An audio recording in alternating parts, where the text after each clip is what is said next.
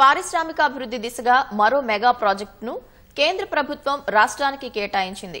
సంగారెడ్డి జిల్లా జహీరాబాద్లో industrial smart సిటీని ఏర్పాటు చేయనున్నట్లు మోదీ సర్కారు ప్రకటించింది.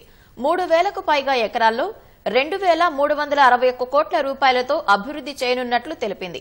హైదరాబాద్ నాగ్పూర్ పారిశ్రామిక కారిడార్లో భాగంగా ఈ ప్రాజెక్టు అందుబాటులోకి తీసుకురానుంది. 174,000 మందికి ఉపాధి అవకాశాలు దక్కనున్నాయి. కేంద్రం ప్రకటించిన పారిశ్రామిక పార్క్ వల్ల జహీరాబాద్ రూపురేఖలు మారిపోతాయని స్థానిక పారిశ్రామికవేత్తలు హర్షం వ్యక్తం చేస్తున్నారు. సంగారెడ్డి జిల్లా జహీరాబాద్ లో పారిశ్రామిక నగరం అభివృద్ధికి కేంద్ర ప్రభుత్వం పచ్చజెండా ఊపింది. హైదరాబాద్ నాగ్పూర్ పారిశ్రామిక కారిడార్ లో భాగంగా జహీరాబాద్ కు 9 కిలోమీటర్ల దూరంలో 3,245 ఎకరాల్లో 2,361 కోట్లతో గ్రీన్ ఫీల్డ్ పారిశ్రామిక నగరాన్ని అభివృద్ధి చేయనున్నారు. ఈ మెగా ప్రాజెక్టు ద్వారా 174,000 మందికి ఉపాధి లభించనుందని కేంద్రం ప్రకటించింది. ఆటో